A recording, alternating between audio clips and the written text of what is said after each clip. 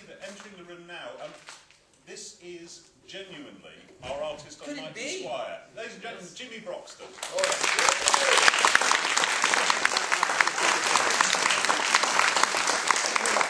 now, I've got to say, this is not a trick, this is not a joke. The organiser of the British International Comic Show, James Hodgkins, is also Jimmy Broxton, the artist on Michael Squire. He's been doing an amazing job. Thank you. And he manages to hold down 2 jobs at once. It's extraordinary. So, James, tell us how you got this gig. The Night Squire? Yeah. No, not organising the comic show. Yeah, the Night Squire. The professional one. I had an email from DC Comics completely out of the blue. Bear in mind, the whole Jimmy Broxton thing is brand new. Jimmy has only done... I talk about him in the third person. Yeah, that's worrying. So I apologise. Can we speak to Jimmy now, James? Jimmy's here now.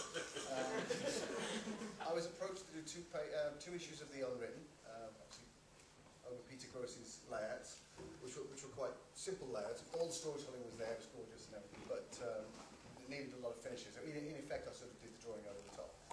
And I did that and really thought that would be it, because when I created the Jimmy Broxton pseudonym, it was for my own project, and it was to distance my own work from all the inking works. I've been inking for 20 years. I wanted to do my own thing, so I retired from inking. My last professional inking gig was inking Dave Gibbons, and I thought, you know what, it's not going to get any better than that. So it's time to sort of hang up my brushes. So I started the Jimmy Broxton thing with an eye for Europe and the Franco-Belgian market. I got a Paris agent. DCU was so far off my radar. It was untrue. And Mark Chiarello had seen some of my own stuff. And bless him. Paul was just saying he specifically wanted a British artist. Well, yeah.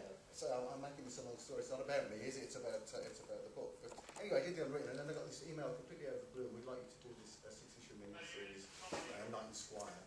And I couldn't bloody believe it, really. And I obviously you must have liked something that you saw. It was very unexpected. I've got to say, I like the samples that were sent to me, and I thought, he looks like a really British artist, and he looks like he'll get the jokes and be able to do the art really well. But it took me until after you were hired to make the connection between Jimmy Broxton and the guy I met at previous... So even you didn't know? Because actually, I went to... You don't know this. I went to my Facebook page thinking, right, I'll plonk in Jimmy Broxton and befriend him, and discovered to my amazement that I already had. And so yeah. A similar thing. I knew James from Avalanche, right? Yes, we met in Spain last year. I was at the BAT office, and they were waiting for Grand Script, which is an activity we do at the BAT office. and so Janelle, I said, I have nothing to do with that. So Janelle, you're my editor. Yeah.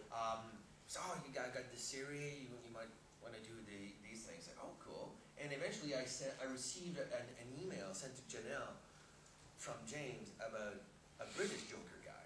Saying, oh, James is doing something, and I was all happy for that. And then eventually, I discovered that no, Jimmy Broxton is doing it. That has been announced, and I was like, oh, what? You lost a job? You got fired? What was it? And I sent you an email on Facebook. Who's that guy? Who's that guy? The guy who stole your job. Yeah, the guy who just stole your job. It's funny enough that he wasn't going to Umbrella, but Jimmy was. It's like something happened. The Doom Patrol, etc. How did you actually get into inking in the first place? How did I get into inking? Yes. Not on purpose. When you were still James. Oh, when I was still James. James talk to us then. Yeah, back to James now. Yeah. Good question. I never thought getting into comics was a serious proposition. It just seemed so far-fetched. I didn't pursue it at all seriously. So I went into advertising and design, illustration. So I didn't even try and get in until I was about 30. So it's approaching 30. And I thought, well, I'll give it a go. So I created 4 sample pages, Batman pages, sent them into DC Comics. First 4 pages I ever drew, first ever submission, and got it work straight away. And I hate telling this story because people think, oh, that's something. Lightning struck. I mean, not because they were particularly good, they certainly weren't. But they must have, again, seen something they liked. So I was then offered Black Canary, a fill-in on Black Canary, the original Black Canary, the one we all like. Sorry, these were pencil pencil samples or inking? Full art. So Okay, the samples were full art. So I did one issue and it was quite well received. They liked it. They said, "We want you to be the regular artist on Black Canary," and I was like, "I can't believe this. This is incredible." And then about 2 weeks later, they cancelled the book. Oh. I'm the kiss of death for Black Canary. So, and then I didn't get much work out of them for a while. Then I get a phone call from them and said, "We think you'd make a really good inker." I'm like, my penciling career's over. They want me to be an inker. And back then, I was doing a lot of what they call finishing. You see less of it now, where the pencils would be quite loose or just in layout form. And it was a lot of the older guys who were sort of coming to the end of their career who they were still good, but they couldn't really be asked to put that much work in. To be They frank. wouldn't do really detailed pencils. Yeah, so all the storytelling was there. It was all very expertly done, but it certainly needed a little more. So I started working on other guys like Jimmy. Well, that presumably gives you more chance to have some influence upon the artwork.